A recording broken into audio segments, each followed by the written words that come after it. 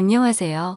저는 며칠 전 아내에게 뺨을 얻어맞으며 이혼 요구를 받은 유부남입니다. 그런데 억울하기도 하고 아니면 아내의 반응이 당연한 것 같기도 하고 답답한 마음에 욕을 왕창 먹을 각오로 사연을 보내봅니다. 저는 아내와 나이 차가 무려 8살 차이가 납니다. 그래서 주변에서는 많이들 부러워했습니다. 물론 저 역시도 예쁘고 어린 아내이기에 너무 좋지만 때로는 무언가 공감할 수 없고 너무 어리고 해맑기만 한 철없는 여동생 같기도 하였습니다. 그런 아내를 화나게 만드는 단 한 가지가 있습니다. 그건 바로 장모님입니다. 지금의 장모님은 아내의 생모는 아닙니다. 장인어른께서 아내의 생모이자 첫 번째 부인과는 사별을 하셨었고 그 후로 아내와 처남을 홀로 키우셨습니다. 아내와 처남이 장가를 간 이후에 어느 날 만나는 여자가 있다며 재혼을 하고 싶다고 말씀하셨습니다. 가족들은 처음에 장인어른의 말씀에 당황하였지만 모두들 환영한다며 그분을 소개해 달라고 하였습니다. 그분이 지금의 장모님이십니다. 처음 뵙는 날의 장모님 모습을 아직도 잊지 못합니다. 장인어른보다 무려 15살이 어리고 저보다 고작 3살 많은 누나였습니다. 그리고 복장은 짧은 치마에 쫙 달라붙는 티셔츠를 입었고 진한 향수 냄새가 진동했으며 짙은 화장은 마치 활용의 업소 여성 같이 보이기도 했습니다. 소개하는 자리보다는 나이트나 클럽이 더 잘 어울릴 것 같은 모습이었습니다. 식사와 함께 대화가 오고 갔지만 다들 반응은 냉담했습니다. 아내도 처남도 이거는 아니라면서 절대 반대를 하였고 저나 처남 댁은 별말 없이 암묵적 동의만 하였습니다. 장인어른은 그분의 겉모습과 달리 속은 여리고 착하다며 이해해달라고 하셨습니다. 평생을 너희의 인생을 위해서 살았는데 남은 장인어른의 인생도 지켜달라고 하셨습니다. 한동안 불화가 있었지만 결국 장인어른 뜻대로 재혼을 하시게 되었습니다. 너무나 젊은 새 엄마 새 장모님에 대한 호칭도 부자연스럽고 어색했지만 그래도 장인어른이 행복해 하셨기에 모두들 노력하였습니다. 그렇게 행복할 것만 같은 시간은 길지 않았습니다. 2년쯤 지나서 장인어른은 암에 걸리셨고 몇 번의 수술과 항암 치료를 하였지만 약 1년의 투병 생활 끝에 결국 돌아가시고 말았습니다. 아내는 젊은 장모님이 장인어른의 나이나 건강 상태를 고려하지 않은 채 무리하게 여행도 다니고 밤늦게 데이트도 다니고 술도 같이 많이 마시면서 일찍 돌아가시게 된 거라며 원방하였습니다. 제가 봐도 장인어른께서 12년 사이에 많이 수척해지신 것 같았습니다. 그러니 아내는 더욱 장모님을 원망하였고 장인어른이 계실 때에도 가족들과 장모님 사이에는 분명 안 보이는 벽이 있었습니다. 결국 모든 가족들의 원망과 화살은 장모님께 쏠렸습니다. 장인어른은 이렇게 될 것을 미리 예상하셨던 것 같습니다. 어느 날 평소와 다름없이 낮에 시간이 나서 병원에 들렀습니다. 병원비를 결제하고 병실에 올라갔더니 장인어른 혼자 계셨고 조용히 할 말이 있다며 바람 쐬러 나가자고 하셨습니다. 맞서이었던 저는 그 전에 장인어른과 소주 한 잔씩 하면서 말동무를 해드리고 하였습니다. 많이 답답하고 힘드시지 하면서 장인어른께 말씀을 드렸습니다. 한참을 고민하시면서 혹시라도 자기가 죽게 된다면 아주 가끔이라도 장모 찾아뵙고 안부라도 물어주면 안 되려고 하시는 것이었습니다. 그러시면서 장모도 많이 외로운 사람이라며 부탁한다고 하셨습니다. 저는 마지막 당부 같은 걸 하시는 장인어른께 빨리 쾌차하셔서 집으로 가시면 장모님께도 더 잘하고 처갓집에 더 자주 찾아뵙겠다고 하였습니다.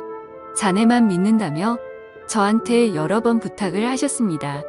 그 뒤로 장례가 끝나고 어느 정도 시간이 지날 때쯤 장모님께 전화를 드렸습니다. 집에 그냥 계신다고 하셨습니다. 퇴근하고 과일 및 고기 등 이것저것 사서 처갓집에 들렀습니다.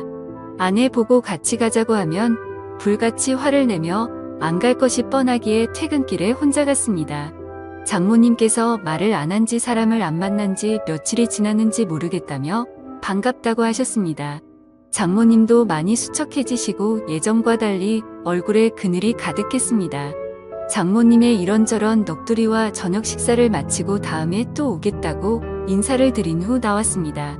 배우자 중 누가 먼저 돌아가시면 3년은 많이 힘들단 얘기를 들은 적이 있습니다.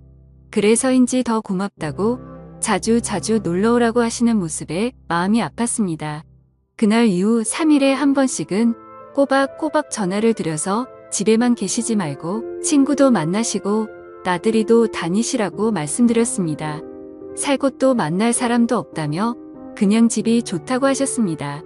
그래서 정말 외출하고 싶으신데 가실 곳이 없으시면 점심때 회사 근처로 오셔서 전화 달라고 하였습니다. 언제든지 나가서 맛있는 점심 사드리겠다고 하였죠. 그 후로 가끔 오셔서 점심도 같이 먹고 카페도 가서 대화를 하였습니다. 어느 날 아내가 이런 사실을 알게 되었고 저한테 불같이 화를 내었습니다. 그래서 장인어른 부탁부터 있었던 사실을 전부 이야기해 주었습니다. 아내는 장인어른의 부탁을 무시하지 않고 들어준 것은 고맙지만 앞으로 장모님과 개인적인 연락은 하지 않았으면 좋겠다고 하였습니다. 그리고서는 장모님께 전화해서 더 이상 자기의 새엄마도 저의 장모도 아니니 연락하지 말라고 하였습니다. 이 사실은 처남에게도 알렸습니다. 처남도 아내에게 그 정도까지는 할 필요 있냐며 심한 거 아니냐고 하였지만 아내는 확고했습니다. 그렇게 한두 달 지났을 때 장모님께 연락이 왔습니다. 그래도 가끔은 제가 연락을 줄 거라고 생각했는데 한 번도 안 와서 서운했다며 시간 될 때 처갓집에 놀러 오라는 것이었습니다. 집에 이것저것 고장나고 교체해야 될 것은 많은데 할 줄도 모른다며 도와달라는 것이었습니다. 그래서 이번 주말에 한번 찾아뵙겠다고 말씀을 드리고 아내에게는 주말에 회사 상사분들이랑 골프 약속이 있다고 거짓말을 하고 처갓집으로 갔습니다. 장모님께서 반갑게 맞이해 주시더군요. 저는 가자마자 수도, 전구, 벽지, 보수, 문고리 등 수리 및 교체를 시작했습니다. 딴 건 몰라도 제가 뭐 고치는 손재주는 좀 있는 편이었거든요. 그 집도 아내가 어릴 때부터 살던 집이다 보니 이래저래 오래돼서 고장난 것들이 많았습니다. 점심때가 훌쩍 지나서야 모든 것이 끝났고 늦은 점심을 먹게 되었습니다. 장모님께서는 고생 많았다며 맛있는 음식과 막걸리를 주셨습니다. 한 잔, 두 잔 주시는 대로 마시다 보니 조금 취하게 되었고 소파에 쉬다가 잠이 들었습니다. 한참을 자다가 깨어보니 시간은 이미 많이 늦었고 아내에게 술자리가 길어져서 상사분들과 다 같이 2차로 가게 되었다며 내일 들어갈 것 같다고 문자를 남겼습니다. 그러고는 다시 거실 소파에서 잠을 잤습니다. 잠을 자고 있는데 무언가 소리가 들렸고 장모님 혼자서 술을 드시고 계셨습니다. 저도 옆에 앉아서 한두 잔 거들면서 장모님 말씀을 들어드리다 결국 만취하게 되었었죠. 저도 지금 생각하면 참 후회되지만 그날 술에 취해서였던 건지 실수를 저지르고 말았습니다. 그 사건 이후 장모님은 기탈 없이 그냥 즐기면 되는 거라고 하시면서 더 노골적으로 만남을 요구하셨습니다. 계속 거절을 하였지만 회사까지 찾아오셨습니다. 몇 번이고 다음에 찾아뵙겠다며 택시를 태워서 보내드렸지만 또 오셨습니다. 결국 처갓집을 가게 되었고 그렇게 만남을 가지게 되었습니다. 그런데 꼬리가 길면 잡히던데 행동이 수상해서 핸드폰을 뒤져보고 안 것인지 아내가 어떻게 안 것인지 모든 사실을 다 알게 되었습니다. 아내는 제가 처갓집에 있을 때 쳐들어왔고 장모와 머리채를 잡고 싸웠습니다. 제가 힘겹게 그 둘을 떼어놓고 아내를 차에 태워서 저희 집으로 왔습니다. 오는 길에 장모와 아내는 전화로 싸웠고 그 와중에 장모의 이야기를 듣게 되었죠. 아내의 태도가 너무 마음에 안 들어서 저를 일부러 꼬신 거라며 제 아내 보고 남편 관리나 잘하라는 것이었습니다. 그렇게 집에 오자마자 아내는 저를 죽도록 때렸고 이혼하자며 집에서 나가라고 하였습니다. 그렇게 집에서 쫓겨나서 회사 근처 고시원에서 생활한 지 2주가 되었습니다. 한 번의 실수에서 멈추지 못한 점, 계속되는 만남의 요구를 거절하지 못한 점, 만남을 가진 점, 아내의 신뢰와 믿음을 저버린 점 등 제 잘못이 많은 것을 잘 알고 있습니다. 하지만 장모님의 그런 악의적인 의도로 벌어진 일들이라는 것이 억울하기도 합니다.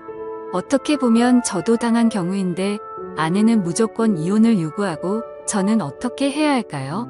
용서받고 앞으로 아무 일 없었던 듯이 함께 살 수는 있을까요? 앞으로 어떻게 하는 게 나을지 인생 선배님들께서 말씀 좀 해주시기 바랍니다. 지금까지 읽어주신 모든 분들 감사합니다. 구독과 좋아요, 알림 설정 눌러주시고 다양한 사연 또 들으러 와주세요. 그럼 모두들 행복한 하루 보내세요. 감사합니다.